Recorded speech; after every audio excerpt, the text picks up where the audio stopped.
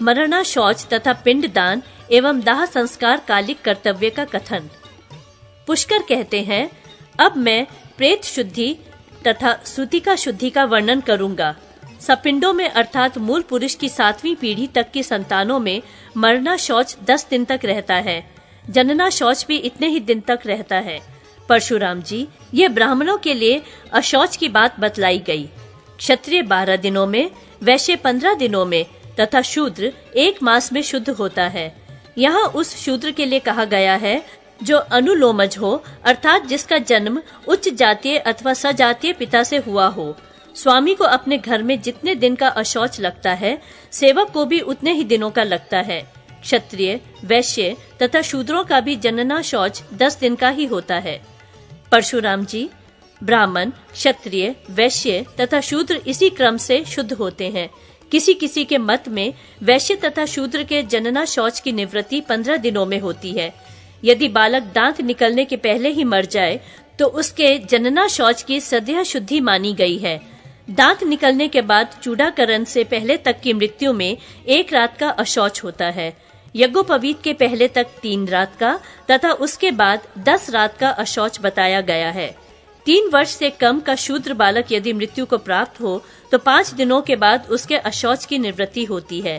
3 वर्ष के बाद मृत्यु होने पर 12 दिन बाद शुद्धि होती है तथा 6 वर्ष व्यतीत होने के पश्चात उसके मरण का अशौच 1 मास के बाद निवृत्त होता है। कन्याओं में जिनका मुंडन नहीं हुआ है, उनके मरना शौच की शुद्धि 1 रात में होने वाली मानी गई है, और जिनका मुंडन हो चुका है, उनकी मृत्यु होने पर उनके बंधु बांधव 3 दिन बाद शुद्ध होते हैं। जिन कन्याओं का विवाह हो चुका है, उनकी मृत्यु का अशौच पितृकुल को नहीं प्राप्त होता। जो स्त्रियां पिता के घर में संतान को जन्म देती हैं, उनके उस जनना शौच की शुद्धि 1 रात में होती है, किंतु स्वयं सूतिका 10 रात में ही शुद्ध होती है, इसके पहले नहीं। यदि विवाहित कन्या पिता के घर में मृत्यु को प्राप्त हो जाए तो उसके बंधु बांधव निश्चय ही 3 रात में शुद्ध हो जाते हैं। समान अशौच को पहले निवृत्त करना चाहिए और असमान अशौच को बाद में। ऐसा ही धर्मराज का वचन है। परदेश में रहने वाला पुरुष यदि अपने कुल में किसी के जन्म या मरण होने का समाचार सुने तो 10 रात में जितना समय शेष हो उतने ही समय तक उसे अशौच लगता है। यदि 10 दिन व्यतीत होने पर उसे उक्त समाचार का ज्ञान हो तो वह 3 रात तक अशौच युक्त रहता है, तथा यदि 1 वर्ष व्यतीत होने के बाद उपर्युक्त बातों की जानकारी हो तो केवल स्नान मात्र से शुद्धि हो जाती है। नाना और आचार्य के मरने पर भी 3 रात तक अशौच रहता है। परशुराम जी, यदि स्त्री का गर्भ गिर जाए तो जितने मास का गर्भ गिरा हो उतनी रातें बीतने पर उस स्त्री की शुद्धि होती है। सपिंड ब्राह्मण कुल में मरना शौच होने पर उस कुल के सभी लोग सामान्य रूप से 10 दिन में शुद्ध हो जाते हैं। क्षत्रिय 12 दिन में, वैश्य 15 दिन में और शूद्र 1 मास में शुद्ध होते हैं। प्रेत या पितरों के श्राद्ध में उन्हें आसन देने से लेकर अर्घ्य दान तक के कर्म करके उनके पूजन के पश्चात जब परिवेशन होता है तब सपात्रक कर्म में वहां ब्राह्मण भोजन कराया जाता है। ये ब्राह्मण पितरों के प्रतिनिधि होते हैं। अपात्रक कर्म में ब्राह्मणों का प्रत्यक्ष भोजन नहीं होता तो भी पितर सूक्ष्म रूप से उस अन्न को ग्रहण करते हैं। उनके भोजन के बाद वह स्थान उच्चिष्ट समझा जाता है। उस उच्चिष्ट के निकट ही वेदी बनाकर उसका संस्कार करके उसके ऊपर कुश बिछाकर उन कुशों पर ही पिंड निवेदन करें। उस समय एकाग्रचित हो प्रेत अथवा पितर के नाम गोत्र का उच्चारण करके ही उनके लिए पिंड अर्पित करें।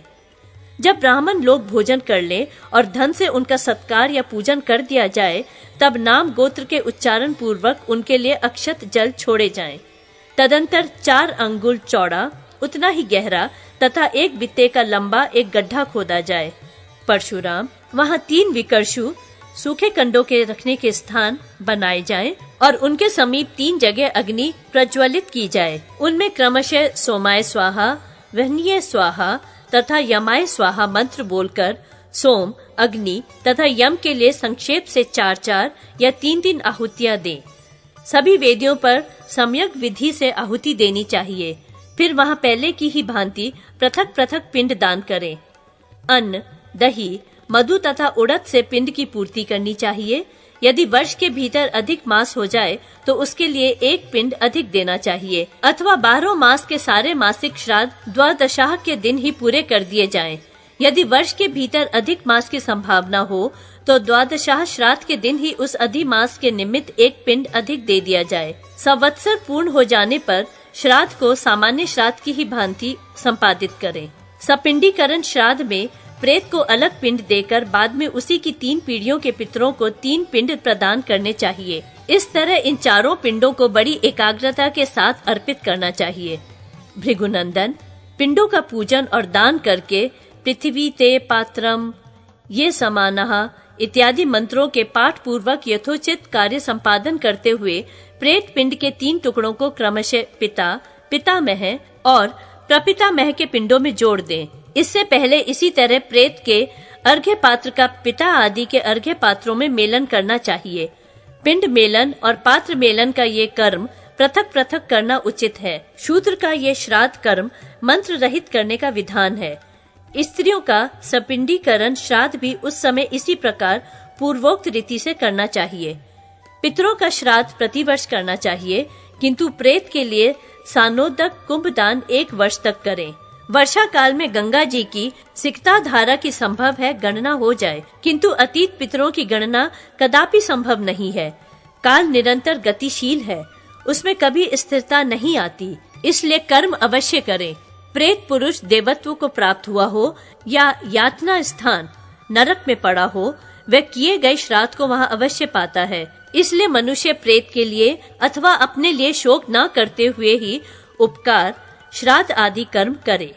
जो लोग पर्वत से कूदकर, आग में जलकर, गले में फांसी लगाकर या पानी में डूबकर मरते हैं, ऐसे आत्मघाती और पतित मनुष्यों के मरने का अशौच नहीं लगता है। जो बिजली गिरने से या युद्ध में अस्त्रों के आघात से मरते हैं, उनके लिए भी यही बात है। यति, सन्यासी, व्रती, ब्रह्मचारी, राजा, कारीगर और यज्ञ दीक्षित पुरुष तथा जो राजा की आज्ञा का पालन करने वाले हैं, ऐसे लोगों को भी अशौच नहीं प्राप्त होता है। ये यदि प्रेत की शव यात्रा में गए हों तो भी स्नान मात्र कर लें, इतने से ही उनकी शुद्धि हो जाती है।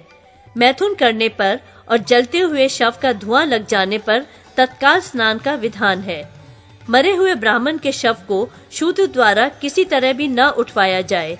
इसी तरह शूद्र के शव को भी ब्राह्मण द्वारा कदापि न उठवाएं, क्योंकि वैसा करने पर दोनों को ही दोष लगता है। अनाथ ब्राह्मण के शव को ढोकर अंत्येष्टि कर्म के लिए ले जाने पर मनुष्य स्वर्ग लोक का भागी होता है। अनाथ प्रेय का दाह करने के लिए काष्ठ या लकड़ी देने वाला मानव संग्राम में विजय पाता है। अपने प्रेत बंधु को चिता पर स्थापित एवं दग्ध कर उस चिता की अपसव्य परिक्रमा करके समस्त भाई बंधु सवस्त स्नान करें और प्रेत के निमित्त 3-3 बार जलांजलि दें। घर के दरवाजे पर जाकर पत्थर पर पैर रखकर हाथ पैर धो लें, अग्नि में अक्षत छोड़ें तथा नीम की पत्ती चबाकर घर के भीतर प्रवेश करें। वहां उस दिन सबसे अलग पृथ्वी पर चटाई आदि बिछाकर सोवें। जिस घर का शव जलाया गया हो, उस घर के लोग उस दिन खरीदकर मंगाया हुआ या स्वतः प्राप्त हुआ आहार ग्रहण करें। 10 दिनों तक प्रतिदिन 1-1 के हिसाब से पिंड दान करें। 10वें दिन 1 पिंड देकर बाल बनवाकर मनुष्य शुद्ध होता है। 10वें दिन विद्वान पुरुष सरसों और तिल का अनुलेप लगाकर जलाशय में गोता लगाए और स्नान के पश्चात दूसरा नूतन वस्त्र धारण करे। जिस बालक के दांत न निकले हों, उसके मरने पर या गर्भ स्राव होने पर उसके लिए न तो दाह संस्कार करें और न जलांजलि दें। शव दाह के पश्चात चौथे दिन अस्थि संचय करें। अस्थि संचय के पश्चात अंग स्पर्श का विधान है।